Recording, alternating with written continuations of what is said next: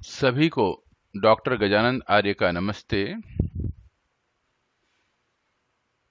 विद्या की देवी मां सरस्वती की कृपा और आशीर्वाद प्राप्त करके सीबीएसई परीक्षा हेतु निर्धारित हिंदी ऐच्छिक विषय अंतरा भाग 1 ओम प्रकाश वाल्मीकि। ओम प्रकाश वाल्मीकि एनसीईआरटी के इस अंतरा भाग 1 में उनका छायाचित्र अंकित है। इनका जन्म सन 1950 और मृत्यु 2013 में हुई है। ओम प्रकाश वाल्मीकि का जन्म बरला, जिला मुजफ्फरनगर, उत्तर प्रदेश में हुआ।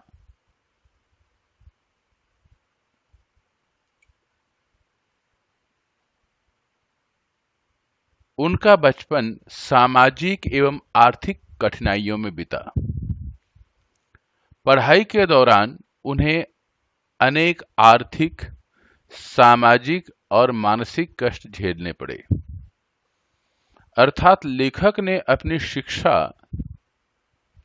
विपरीत परिस्थितियों में किया।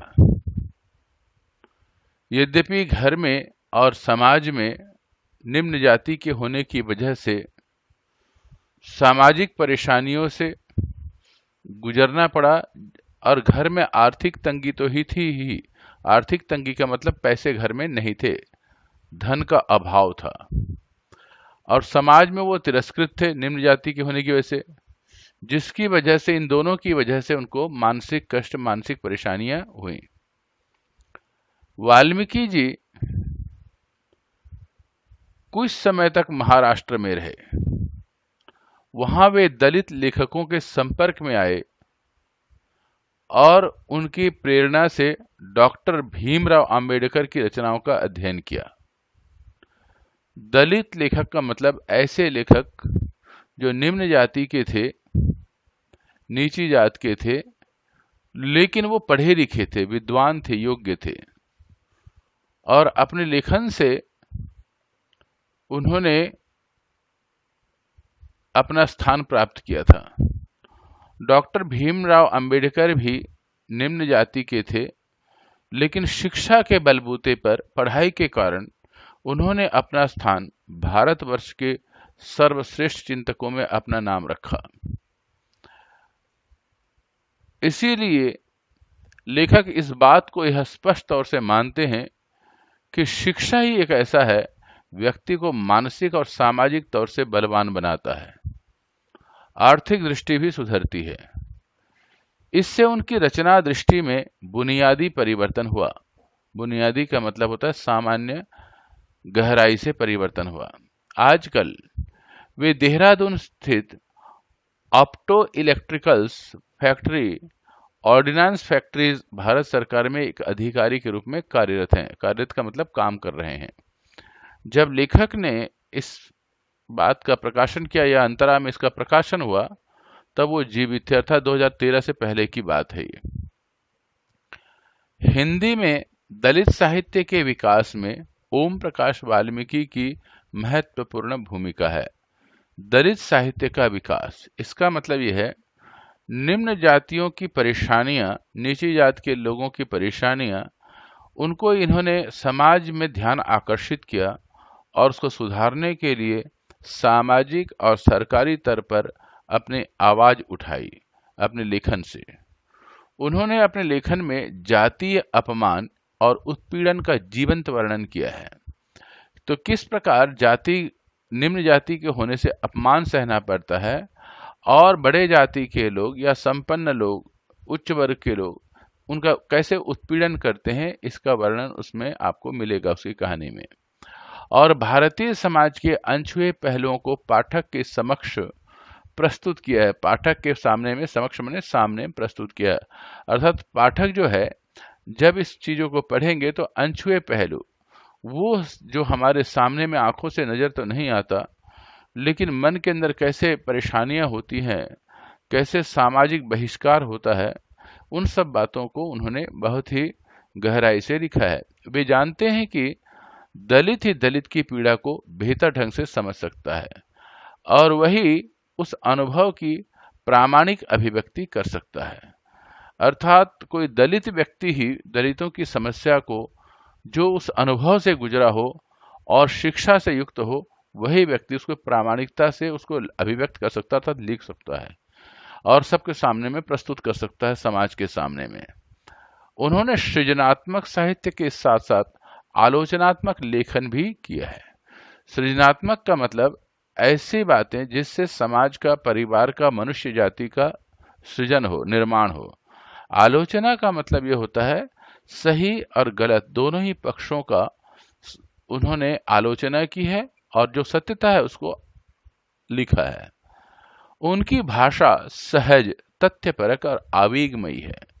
भाषा जब आप पढ़ेंगे तो बिल्कुल सरल भाषा है, तथ्यपरक, लेकिन जब आप पढ़ते जाएंगे तो उसमें जो बातें लिखी गई हैं वह सामाजिक दृष्टिकोण से और समाज में जो विघटित हो रहा है उसकी तथ्यता नजर आएगी, सच्चाई नजर आएगी, आवेगमयी। लेकिन जब आप उसको पढ़ते जाएंगे तो मन के अंदर एक आवेग उत्पन्न होगा कि किस प्रकार हमारा समाज पिछड़ा हुआ मनुष्य को मनुष्य नहीं समझता, इस बात का वहां पर आपको दर्शन होगा।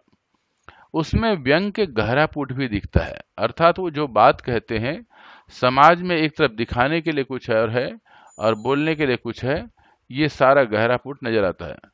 नाटकों के अभिनय और निर्देशन में भी उनकी रुचि है। अपनी आत्मकथा जूठन के कारण उन्हें हिंदी साहित्य में पहचान और प्रतिष्ठा मिली। अर्थात जूठन उनकी लिखी हुई एक अपनी व्यक्तिगत आत्मकथा है और उसकी वजह से उनको समाज में, हिंदी साहित्य में बहुत प्रतिष्ठा मिली, सम्मान मिला।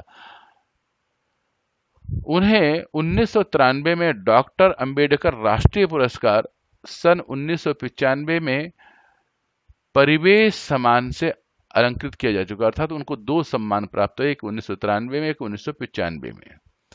जूठन अंग्रेजी संस्करण को न्यू इंडिया बुक पुरस्कार 2004 में प्रदान किया गया। अर्थात जूठन जो उनकी आत्मकथा है उसको अंग्रेजी में भी अनुवादित किया गया और जो सम्मानित रहा। उनकी प्रमुख रचनाएं हैं सदियों का संताप, बस बहुत हो चुका, ये दोनों कविता संग्रह हैं। सलाम, घुसपैठी, ये दोनों कहानी संग्रह हैं।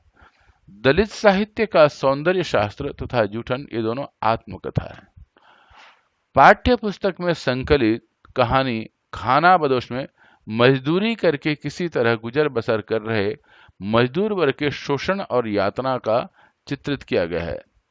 एक मजदूर स्वाभाविक है, मजदूरी करता है, लेकिन उसका मालिक किस प्रकार गरीब मजदूरों का शोषण करता है और उनको, अगर वह शोषित न हुआ तो उसे किस प्रकार का यातना देता है, इस चीज का आप अनुभव इस कहानी से करेंगे प्राप्त। मतलब समाज में जो व्याप्त है उच्च वर्ग को दबाव, शोषण और यातनाएं, उसको चित्रित किया है। मजदूर वर्ग यदि ईमानदारी से मेहनत मजदूरी करके इज्जत के साथ जीवन जीना चाहता है तो सुबेर सिंह जैसे समृद्ध और ताकतवर लोग उसे जीने नहीं देते। समृद्ध का मतलब संपन्न, ताकतवर का मतलब शक्तिशाली लोग। कहानी इस बात की ओर भी संकेत करती है कि मजदूर वर्ग हमारे समाज की जातिवादी मानसिकता से नहीं उबर पाया है। उच्च वर्ग के लोगों में तो यह प्राप्त है ही, लेकिन मजदूर छोटे से छोटे वर्ग में भी जातिवादी मानसिकता बनी हुई है, जो आप इस पाठ से देखेंगे। यह भारत की सच्चाई है। इस बात को लेखक ने यहाँ पर इस कहानी के माध्यम से उजागर किया है। अर्थात बड़े से लेकर के छोटे तक हमारे समाज में, भारतीय संस्कृति में जातिवादी संस्कृति की मानसिकता कूट कूट करके भरी हुई है और इस जातिवाद की वजह से मनुष्य को मनुष्य नहीं समझा जाता। कहानी में वास्तविक उत्पन्न करने में, उनकी वास्तविकता उत्पन्न करने में इनके स्थानीय संवाद सहायक बने हैं। संवाद का मतलब था बातचीत। बातचीत के माध्यम से उन्होंने कहानी को और भी सुंदर बनाया है और कहानी की जो वास्तविकता है उसको अभिव्यक्त करने की कोशिश की है।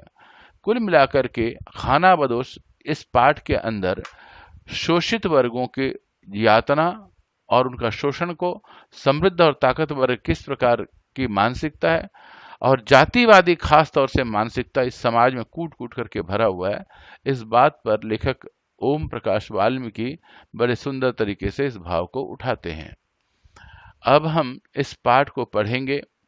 उससे पहले अगर लेखक परिचय में अगर आप और भी संकलन कर सकते हैं, ओम प्रकाश वाल्मीकि का जीवन चरित्र या उनकी कुछ रचनाओं का अध्ययन करके उनकी वास्तविकता को जान सकते हैं, और इस प्रकार से आप संस्कृत हिंदी साहित्य के प्रति और उनके लिखी हुई सरल और सुंदर तरीके से बताई हुई कहानियों का अध्ययन कर सकते हैं। इसके लिए हिंदी साहित्य में जुड़ने के लिए सब्सक्राइब बटन दबाएं, लाइक बटन दबा करके आप यहाँ पर महसूस कराएं कि आपको कैसा लग रहा ये अध्ययन। अगर आपको अच्छा लगा या बुरा लगा तो कमेंट बटन में अवश्य लिखें, और अगले वीडियो के लिए आप सब्सक्राइब करें, और अगले वीडियो में मिलते हैं हम सब। नमस्ते।